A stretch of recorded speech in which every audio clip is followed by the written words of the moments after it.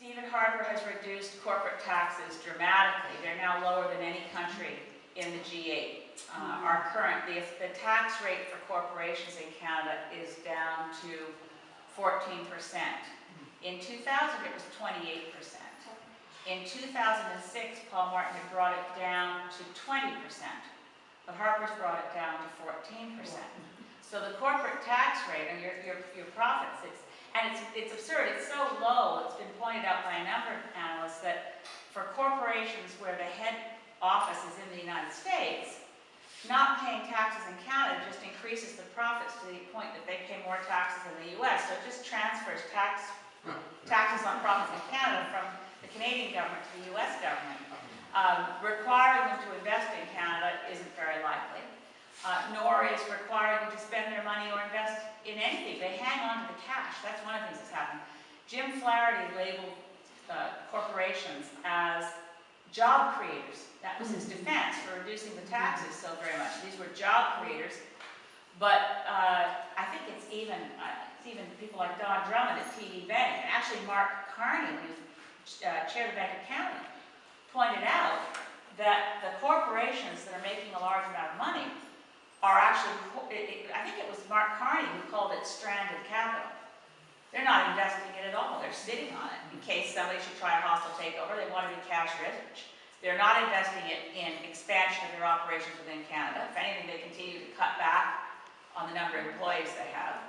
So the solution to me is not to leave it to them what to do with their money. It's to raise the corporate tax rate to something. It doesn't have to be the highest corporate tax rate within the OECD, but a mid-range corporate tax rate of say 18 to 19% would bring in billions more dollars to the federal coffers. And it's not going to drive these corporations out of Canada because they're not going to find a better corporate tax rate virtually anywhere. And then we're not worrying about, we can reinvest the money in Canada by things like building infrastructure and, in our healthcare system. There's lots of places that the government should be, in the ideal world of we are governed by a level of collectivity called the government through our consent and at our direction.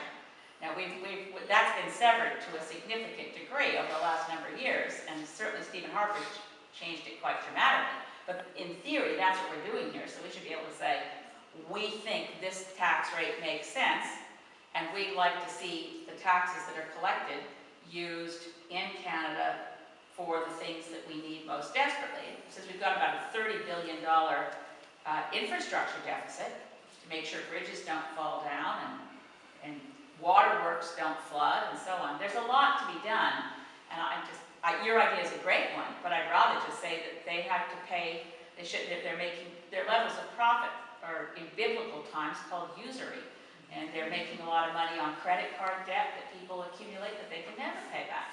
So there's a lot wrong with that picture that's the little bit of news about, but I'm sure we're all very happy the Royal Bank's doing so well. We just rather celebrate with them and collect a bit more taxes on their profits and control the levels of interest that they charge people who get themselves into very serious trouble with it.